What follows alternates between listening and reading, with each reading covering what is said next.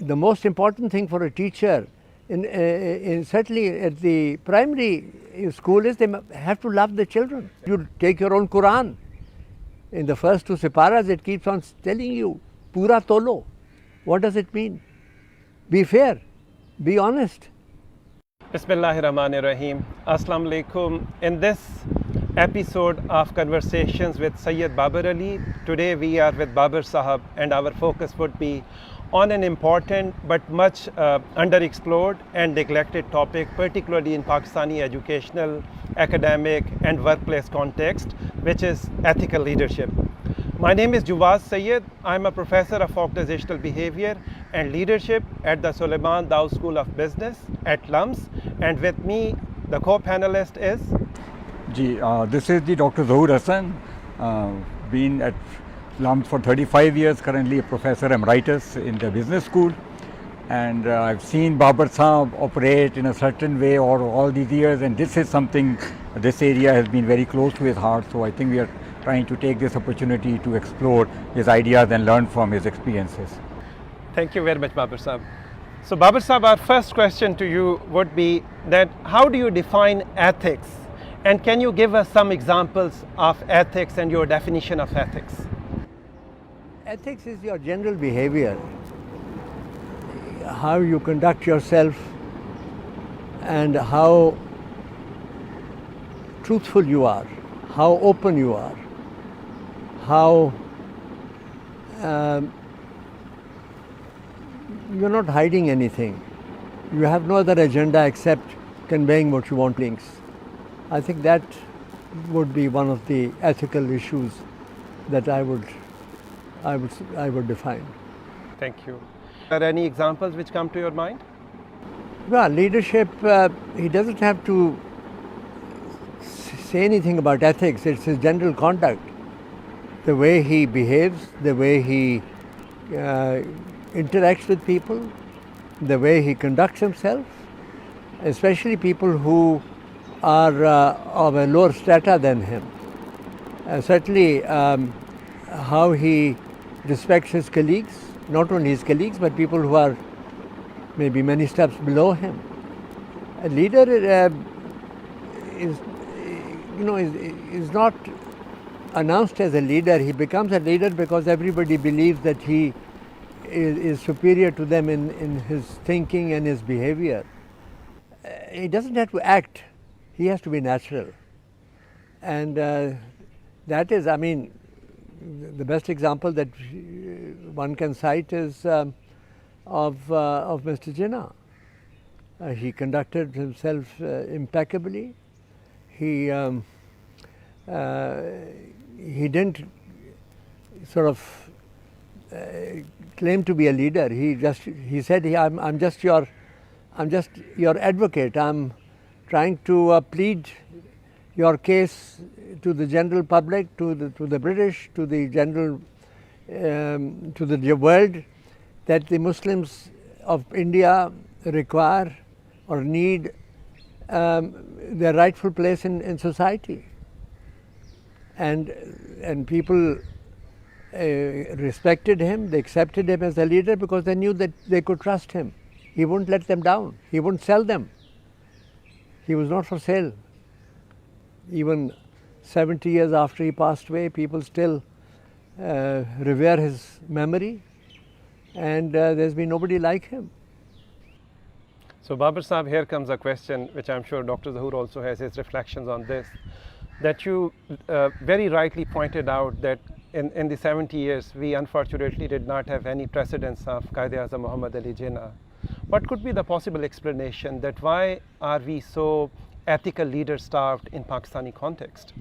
You see, most of the leaders, I mean, I would say the leadership that we had till 1958, when Ayub Khan took over, were ethical people. Liaqat Ali Khan, Nazmuddin, and people from East Pakistan, Surwardi and others. But when Ayub Khan took over and declared martial law, and then he sort of took over all the leadership and all the responsibility, not only responsibility, all the decision making. And then of course people who wanted to take advantage of that, they surrounded him, they created him into a demigod, and from there on the rot started, and it's one followed one after the other. So that's been the tragedy. So Babar Sahab, taking a cue from this, then maybe in your opinion, leadership emerges out of a process or a system. So you need to have the right system for the right leadership to emerge. And I think we have been talking in the context of political leadership. But when one looks at business leadership, what should be those elements in the overall organizational processes which help create or develop people who can uphold these ethical standards? Well, in business, you know, it's no different than in politics. You have to have a behavior which is an example, which should be exemplary to the rest of the company.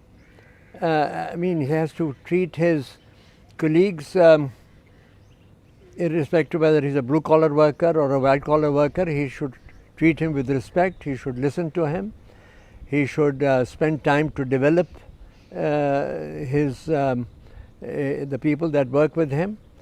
And so I would say that, I mean, leadership in business, you know, either you take a company and then the ownership or the person who is responsible for the development of that particular company, if he does well, and other people who are in similar situations, they think that he's done a better job than others, they would then emulate him, they would talk to him, they would see how they can learn from him, and how you know, they can leverage behavior or same kind of success as an individual will have. And that depends on how uniform they are in their thinking. That is very important, that they should be thinking, they should have similar values, and that is how they treat their employees, how they treat the government, how they pay their taxes, how they treat their customers, how they treat their suppliers. So it's a whole sort of range of different conducts that you have. It has to apply across the board with the same kind of diligence and the same kind of ethics and the same kind of values. You can't say that I'll be honest to this man and not honest to that person. It has to apply across the board to everybody. It's very interesting, Babar Sahab, you started talking about ethics from a very different perspective, and then in the end you are talking about the financial and the tax issues. Usually people start from the other end, which is sort of unusual. So when you look at your extensive experience and exchanges with people, so you probably had to take decisions on these ethical issues. So can you share with us some of the most challenging aspects, because where you had certain things which were very good, but other things were not acceptable, and a certain action had to be taken? How do you address those trade-offs? Yeah, well, you see, unfortunately, you know, you pay taxes, you pay property tax, you pay income tax, you pay, or try to, you know, sort of do not what is correct. Then the people who are tax collectors, they come to you and tell you how you can save your taxes, provided you share whatever you save with them. And we've never tried to compromise on that. We'd rather pay whatever it is due than to have any concession by short-circuiting it or by benefiting somebody else. I mean, whatever the tax is has to go to the government. But in some ways, the other aspects of being transparent with your people, taking care of the people, that's more difficult to measure and assess. So how does one go about making sure that the ethical standards on the people's side are also adhered to?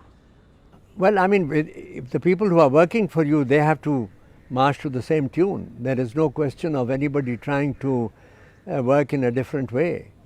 You have to spell out to them what are our values, what are the the qualities that we expect of them, and very soon they learn. And we've not had much problems in that, because they know that we are not trying to cut corners, or we are not trying to bypass anything. So, Babar Sahab, you refer to values.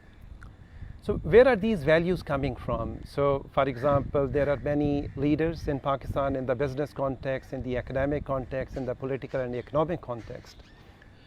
And it would appear for a novice like me that they are subscribing to a different sets of values. For you, where are the sets of values coming from? Well, I mean, I was very lucky. My parents were the main sort of people who inculcated these values in us. And one kept on meeting people who had similar kind of experience and similar. I'll tell you a very interesting story. Ferguson's, you have heard of Ferguson's. They are the leading company of chartered accountants and auditors. They are one of the partners at the time of partition. Was a gentleman by the name of Chapman. And he told me the story. His father was a missionary, and Chapman grew up in Allahabad. And he said one day he was going to school on a bicycle. And if you haven't been to UP, we have a Tonga here. In UP they have a vehicle called the Ikka, which meant only a one person sat in it. Okay.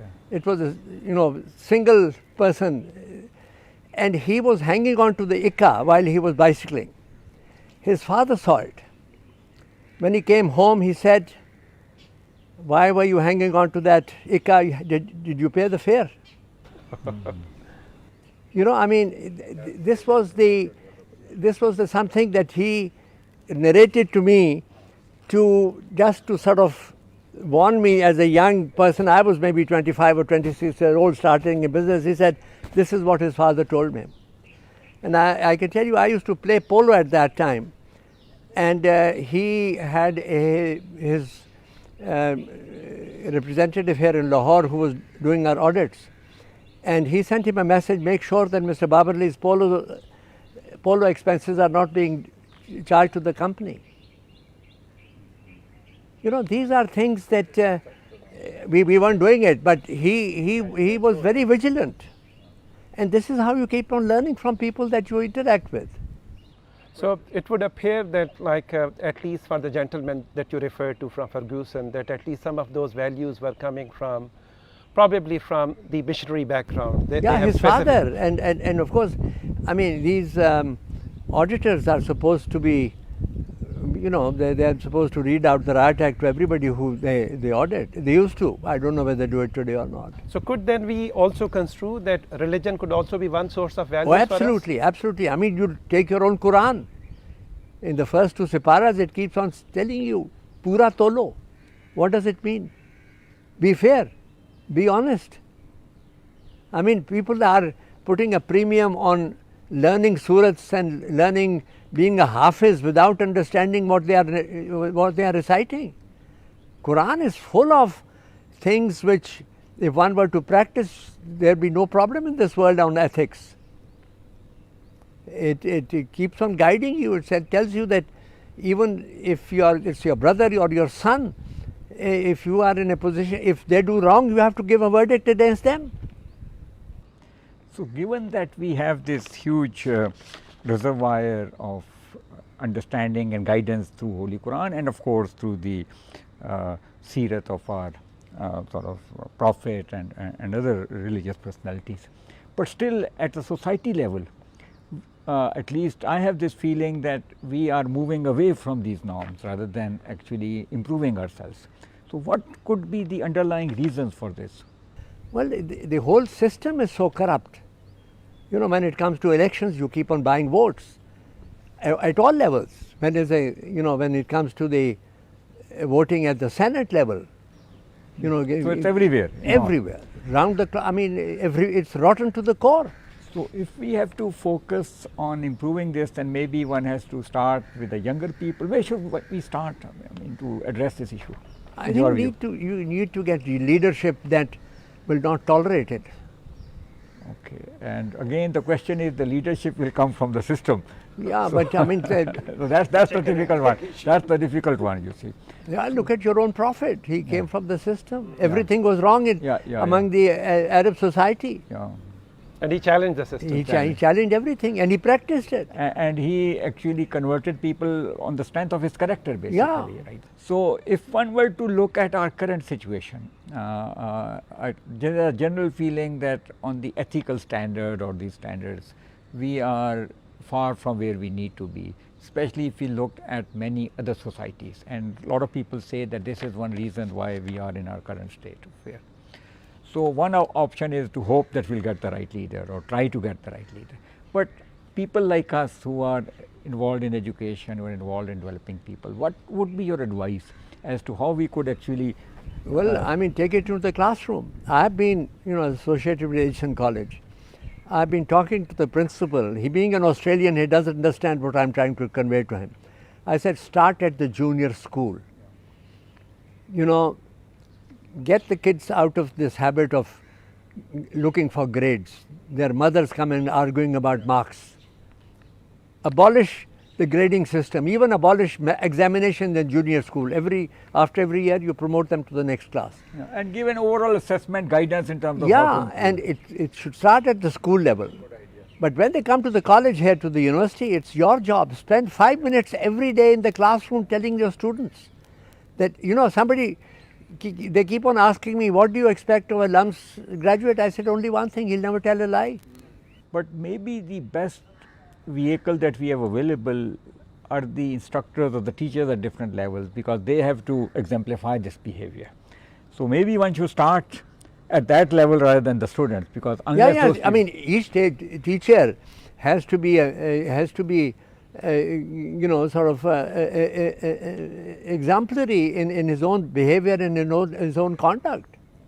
So, Babar Sahib, you have been instrumental in building many institutions. You are still involved in many institutions, mashallah, very actively. And I know you have always propagated these things.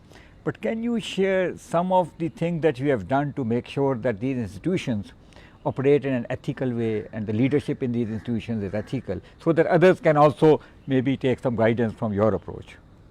Well, I mean, you tell your people that we are not going to save on taxes. That's the number one area. When you say you're not saving on taxes, you're not saving, when you're buying things, you pay on time, you pay the right price, and you pay, buy the right quality. So there is, it goes right through the system. You have to compensate people for their effort. And I keep on telling our people that all your suppliers must make money. Otherwise, you will not have a good supplier for long. Here on this campus, I've been interacting with the contractors, and I've been telling them, I've been asking them, do you make money? And if there have been 3 or 4 instances where they didn't make money, and I said, what was your loss? And they said it was X, and I wrote a check for that amount, because I want him there as a contractor for the next building. So you got to make sure that everybody lives. You don't have the monopoly of being the only successful businessman. So in this context, Babar Sahib, the question would be that you, as a founder of LUMS, what would be your advice to other founders and rectors and possibly vice chancellors, how and what they can do to develop faculty members and academic administrators who are role model in ethics? Well, one is merit. He or she has to be absolutely, have the highest credentials as far as their academic qualification is concerned. Then their own behavior. They have to be, their end product is a student. and they have to be helpful. I keep on repeating the story about one of my very favorite professors at Harvard, Jim Austin, that Zahoor, you knew him. And I used to visit him whenever I went to Boston. And in his office, on his door, as a reminder to him, he said, "Have you helped any student today?" So, I mean, I have taken on that on myself. Why should it just be a student? Have you helped anybody today? And there's nothing more rewarding than to hold somebody's hand to help them cross the street, or help them cross a channel, or help them to, overcome their business problems. So Babar sir, when you were talking about getting people on merit, so merit should include not only their academic qualification but also their attitudes, right? So one has to put a lot of emphasis on understanding how they approach others and this dimension. Their behavior, I mean, unless, in a school, for instance, the most important thing for a teacher, certainly at the primary school, is they have to love the children. Otherwise, you'll never be able to get across the feeling at all. But the challenge which I'm sure Dr. Zahoor also, and also I have been facing, for example, in terms of the pipeline of faculty members, sometimes the ideal candidate may be there and sometimes he or she may not be there. What can we do to develop them? Well, you keep on spending time with them. I mean, the real test of a good, call it a leader or a good mentor, is that the person that he is mentoring, his effort should be that this person should become better than me. I mean, every teacher's effort should be that his student has to be better than him. But unfortunately, there are insecurities in our society. I mean, this is something that, that is how we make great nations. Yes. Okay. So, Babar sir, when you look at specifically the academic institutions and especially the junior school level, I mean, an incident was narrated to me about Hasan actually. So, I just want to share this with you. Actually, by one of my sons. He struggled at the undergraduate, at the junior level, was not really focused on. And I very recently had an opportunity to talk to him about it. Now he's mashallah 26, 27. So he indicated that in one of the classes he was asking a lot of questions in the class because he was not too clear about this. And suddenly the teacher walked up to him and slapped him on the face. Okay. And he said that was the day when I switched off. And it took him 2-3 years to actually come out of that mode. So I think it's very important that these things are sort of set in terms of the norms and behaviors and development of teachers. In my view, unfortunately, this dimension of teacher development is not ignored. And now, given that we have a school of education here, you think this should be one of the key agenda items? Absolutely. The attitudinal part in terms of... Absolutely. If you don't ask questions, you'll never learn anything. And the teacher, should encourage people asking questions, because this is how the teacher learns. It's a two-way traffic. When you teach, you understand the subject much better. And you need a lot of patience and maybe... then you should, if you want to be a teacher, it is a missionary kind of an decision on the part that you got to serve humanity. I don't know of any teacher in my days who died rich. Yeah, they were more focused on, getting. They were worshipped by their students for being there. I have treated all my teachers when I was at college like my father. Respected them. So this is something that has to be inculcated in you. But the teacher himself has to conduct himself in a manner that the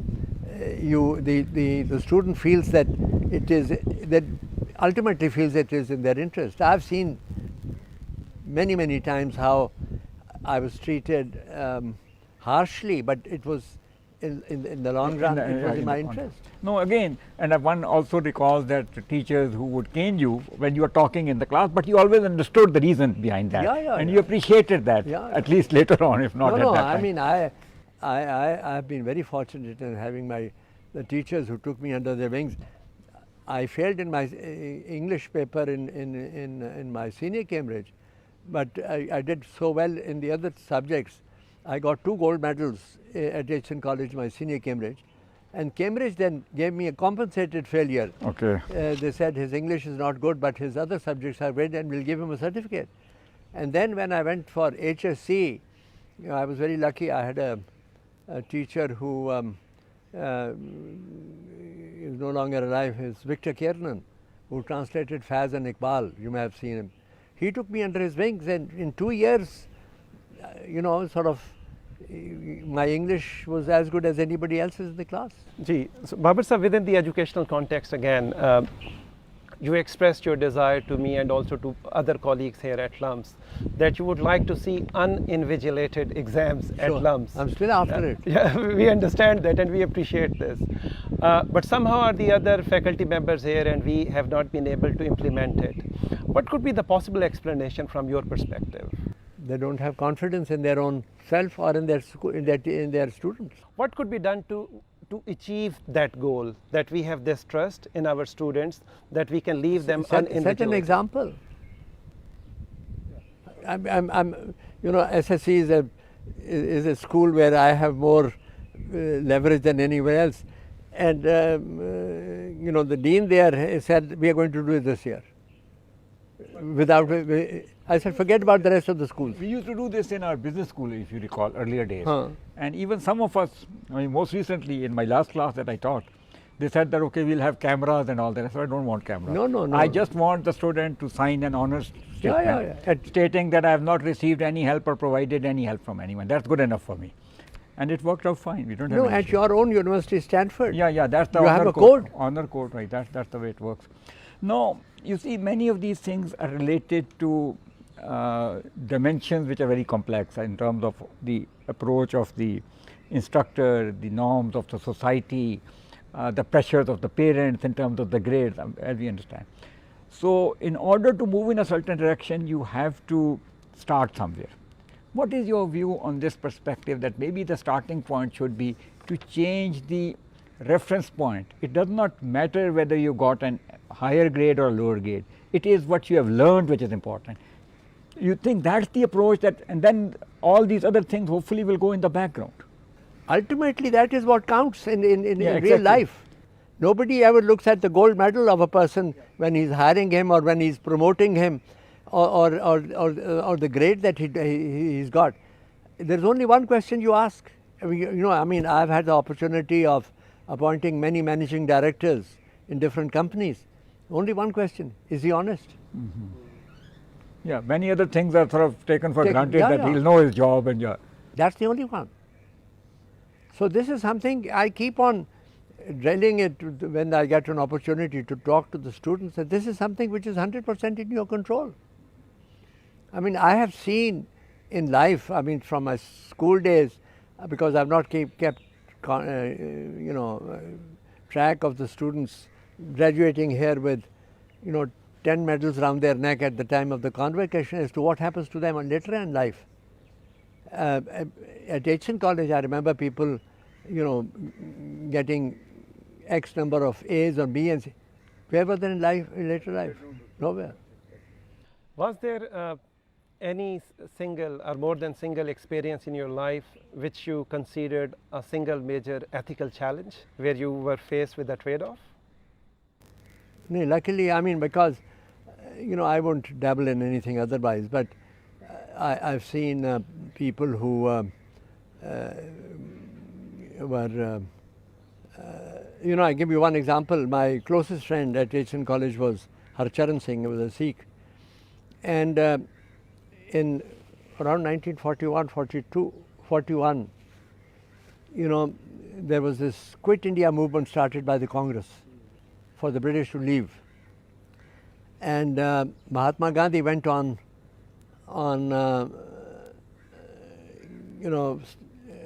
fast unto death. So everybody was, and my friend Harcharan, he was a nationalist in the sense that he was a follower of the Congress party. So he wrote a letter to Mahatma Gandhi to say that we are praying for you and I come from Hasan College and this and that.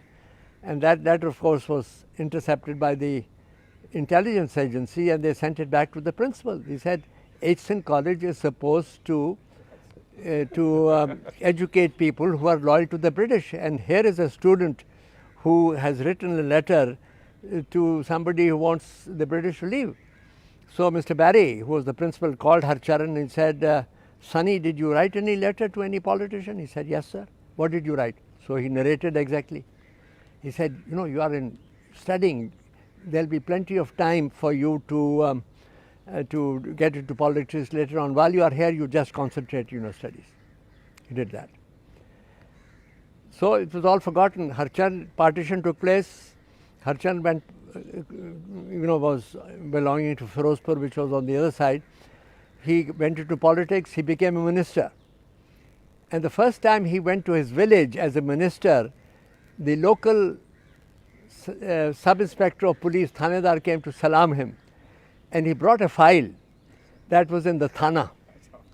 A letter from Mr. Barry to the DC of Firozpur to say that here's a snake in the grass, you have to watch him.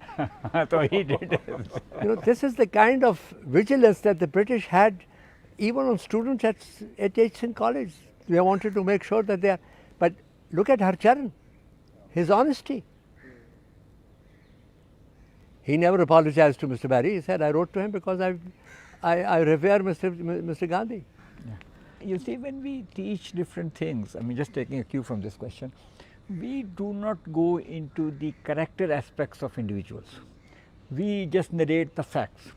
And it used to be, I think, this used to be a bigger focus in the earlier years. Our curriculum has shifted away from this.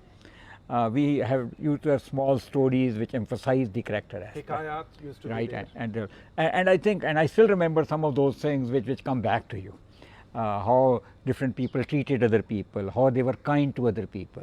So my view is that we have gravitated towards more material things and left these other things totally, ignored them, and sometimes we have even made them less important. And that is one of the reasons that we are where we are. And this would require a very major shift in our overall approach to developing people. So we are looking at education as a way of people being able to add, multiply or write or things like that. Zahoor sir, is it to do with our curricula? Is it to do? I think it is to do with many things. We have commercialized things. First of all, education has been, in my view, commercialized thing is a business. It should not be. Orientation. Yeah, and then when you are a commercial, then you try to highlight, you see some of the material benefits. I mean, if you look at the ad, they say, okay, so many A's, so many A stars from our institution. Nobody talks about accomplishments of the type that we are talking about in terms of what these people have contributed. So our reference points have shifted significantly. And I believe that will have to be brought back gradually probably, and maybe with some examples. One possible outcome which I experienced here at REDC, for example, in the past 3 or 4 years, sometimes I teach leadership development and team management to C-suite or C-1 level managers and leaders in Pakistan. And Babar Sahib, 99% of them or 98% of them happen to be men.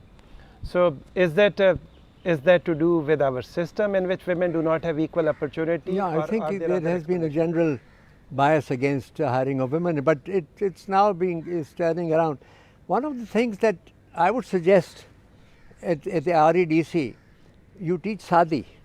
Yes, go back to the basics you see in terms of, yes.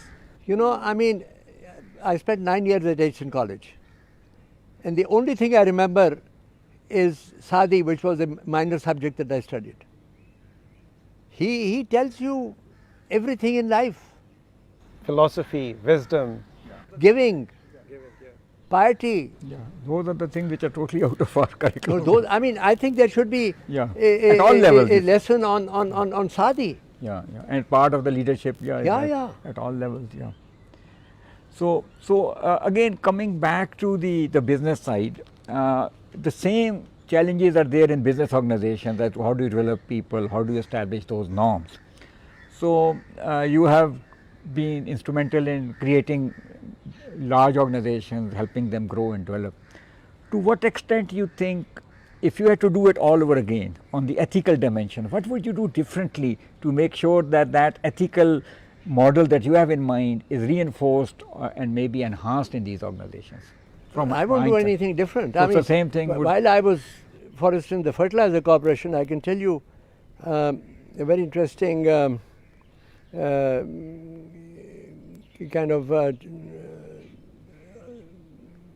challenge I had. Mr. Bhutto, you know, was the president, and he was all powerful, and he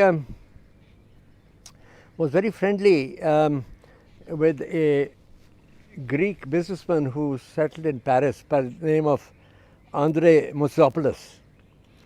Andrei was a very clever businessman. Though he was Greek, he went to Paris and he told them that he had very good relations with Pakistan, so they appointed him as agent for many of the French, Mirage, for instance, the plane and this and that. And also he was representing a French machinery manufacturer called Crusoe. They had supplied fertilizer plant to Multan before I took over. And we got money from government to expand that plant. And of course, Crusoe was very keen to get the order. And I discussed with our engineers there, and they said they have had nothing but trouble with this plant, and it has never worked properly. It has never delivered what it's supposed to do, and we will not recommend that we buy a Crusoe plant. So one day the minister, Mr. Rafi Raza, called me and he said, "What have you decided about this Multan plant?" I said, "We are still evaluating." There was an American company, there was a British company, and there was an Italian company. And I said, and I can tell you it's not going to go to Crusoe, and that is, he's the favorite of the president. And I said, you better go and tell the president that if he insists on Crusoe, then he has to look for another chairman for the Fertilizer Corporation. He said, are you serious? I said, yes, you go and tell him that. And a week later, I got a telephone call from Rafi Raza. He said, I've talked to the president. He said, let him do what he wants to do. Yeah. So you have to draw your lines and then you get support. Yeah. So, I mean,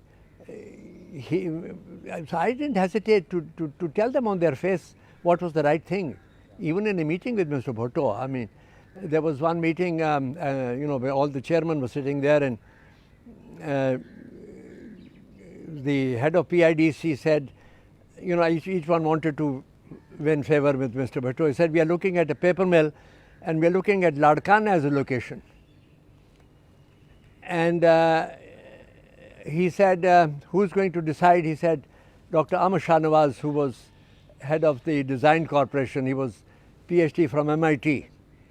And he said, Dr. Shahnawaz, what is your advice? He said, wherever you like, sir. I put my hand up. I said, I know a little bit about paper. And Pakistan can only afford a large paper mill once every 3 years. It should not be based on any other consideration than technical and economic. He said, I agree with you. But he didn't like it.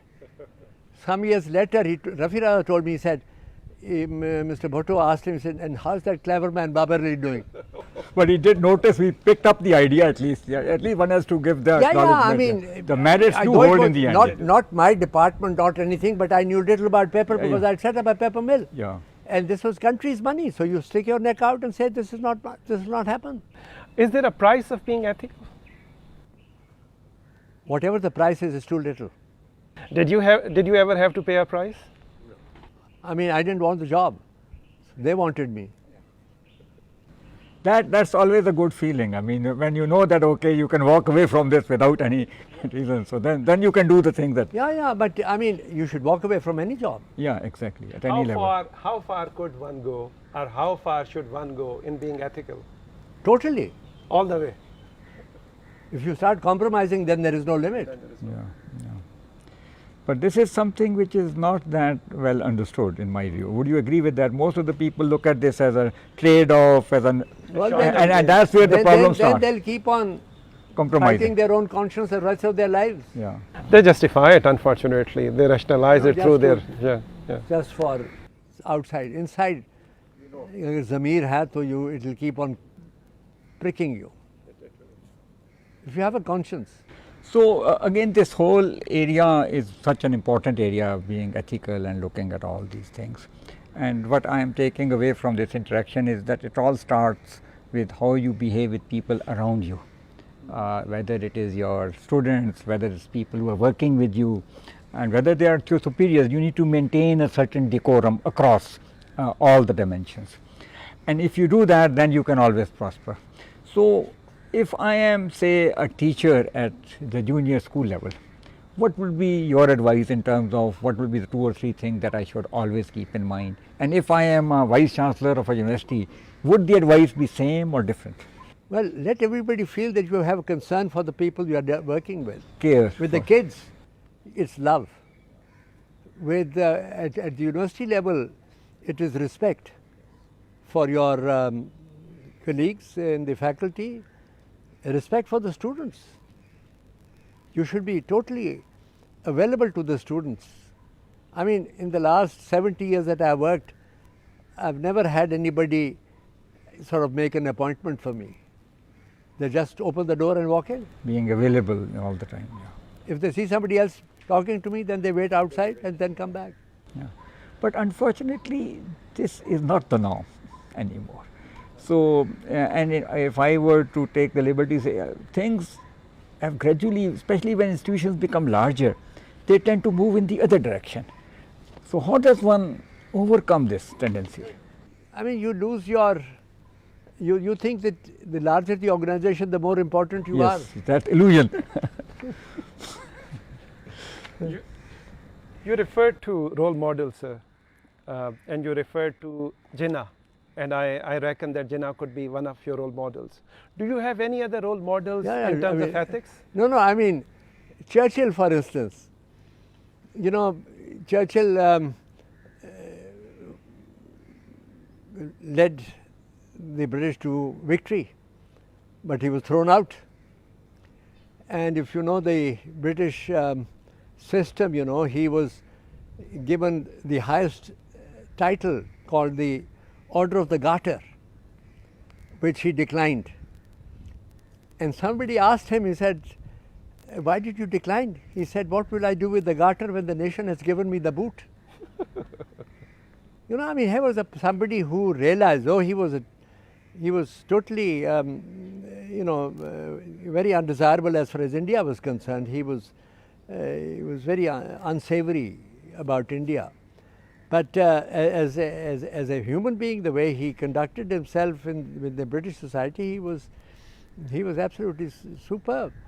Another example, you know, during the war, he used to go to America quite frequently to meet with Roosevelt because America was providing all the support. And once in Washington, he was invited to address the Congress, both the Senate and the House of Representatives. And his opening sentence was, "I'm a servant of the House of Commons." So I think, as you mentioned Churchill, I mean, a thought comes to my mind is that in a certain context, he upholds certain values. But in a different context, in an Indian context, one would place him at maybe the other extreme. Absolutely. So how does then one make that judgment call as to the nature of the person? Because you pick up what is good with him and to focus on the good part. And I think this is one of those things that we don't do enough. We tend to focus on the negative parts rather than trying to extract the positive. Things, and then you see what you can learn and emulate from that. And I mean, I remember, you know, I had a very good friend in government. He was a secretary to government, H.U. Beg. He remained as finance secretary for a long time. And I was sitting with him one day and he came out with an expression. He said, you know, a government never gets angry. You know, here was a secretary to government, a policy maker. He made this profound statement, a government never gets angry. And in Islamabad, there's nothing but everyone sort of running for that person's throat. कहते हैं ना कि रियासत माँ की जगह होनी चाहिए है जी. I mean that's another way of saying या this. दरख्त की तरह छाए में सब हर लोग, everybody should protection sit to under the everyone. shadow of that tree. Again, building on this, if we were to look at a number of personalities, and I would specifically request you to focus on the female personality, we don't put enough emphasis on the female. What are some of the examples of things that leaders at different levels can take from some of the major female personalities in our history or in our recent times? Anybody comes to Well, your mind? I would skip the religious leaders. That is something, you know, they were exceptional. But I mean, during my own lifetime, we produced some very great women leaders. Unfortunately, not unfortunately, but most of them were non-Muslims. You know, for instance, Sarojini Naidu was called the Nightingale of India, and you seldom come across people, women of her stature, who were so ethical and so noble and so outspoken. Anybody from the business side? You have not mentioned anybody from the business side in any of your examples. No, I would not. I mean, they were good business executives, but not something that one would emulate. Role models. Any men within Pakistani business context who could be role model as In ethical any leaders? maybe limited way, where you could say that okay, this is one could get from this person, this we could pick up No, from. I'm sure there are many. There are many. But you have interacted with so many And people. any that- one or two which come to your mind? in maybe in a certain focused way. Yeah, as a banker, Amar Khan. He was a banker. He started with his career with the State Bank, and then he became head of the Banking Council, which controlled all the nationalized banks during Mr. Bhutto's time. He was sterling, ethical, In terms of his dealing with other dealing individuals. with people, dealing with everybody, humble, modest, but effective. No compromise on what he did. Achha, Babar Sahib, you referred to Mrs. Sarojini Naidu, and also the fact that she's a woman and she was from a non-Muslim background. Pakistan is an excessively diverse country in terms of religion, in terms of ethnicity, language, and so on and so forth. Do you think that for leaders, whether we are business leaders or academic leaders or political leaders, is that also an important reference point in terms of management of diversity for being ethical? I would say it's not the monopoly of any one particular area or one particular gender to be ethical. I mean, women are as ethical as men are. I mean, they are honorable, they are modest, they are generous, they are philanthropic. I mean, one has a lot of respect for these people, and I would say that no, I mean, this needs to be encouraged, inculcated, and I think the duty of people like yourselves who are in the classroom, you have to keep on pointing out that the future depends on your children, to the students. Sir, taking a cue from this last question, a lot of people feel that if you have access to diverse opinions, diverse perspectives, that helps you improve in terms of handling different situations and appreciating other people and valuing other people. So that takes us to the need to have organizations which are more diverse in terms of the mix of the people that work there. Similarly, in class, you want to have people from different backgrounds. How important is this dimension in terms of making sure that we develop people who have these attitudes? No, that is very important. You know, this program that you initiated here of National Outreach Program, where we bring people from the disadvantaged background, you know, after the first few months when they get acclimatized to the new environment here, I'm sure that they become much more, you know, they contribute more to the discussion in the class because they come with a different perspective. That has to be encouraged.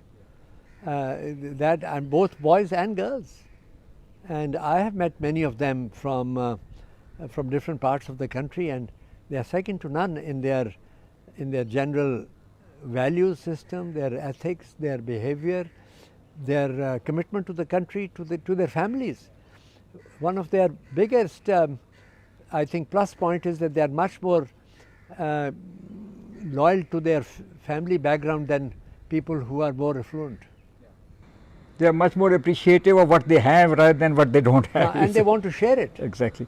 No, but in organizations also, is it important for large organizations to actually look for diversity in their hiring processes so that they could bring in? Yes. We want people with different skills.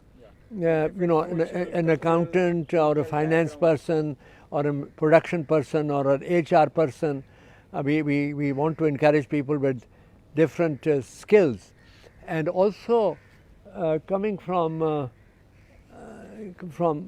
unfortunately in Punjab you don't have people who are non-Punjabis too many. That's the, as compared to say Karachi, there you get a lot more diversity. Yeah. So here we are not able to get that diversity. In Karachi we do, and unfortunately when you want to transfer them from Karachi to Lahore, they are not. They rather. But maybe this is one area where large organizations need to put in more effort, because that will help organizations grow. More lucrative for them. They are happy to go abroad. Everybody is happy to go abroad. But there are other incentives and reasons for that. Yeah. Achha, Babar Sahab, your views on this topic, on ethics, on leadership, on ethical leadership, have they evolved over time? For example, the way they used to be, those views 30 years ago, or then they used to be 50 years ago? The more I meet people, the more I learn, the more I think. What's the single major streak of difference that you would notice, for example, compared with 40 years ago? You can't take it with you. You have to give. Giving in hopefully more ways than just money. Knowledge, whatever you have. Time, passion, love, advice. You appreciate that more. Of course. And in terms of relative priorities of what's more important to achieve the objectives, has that also evolved?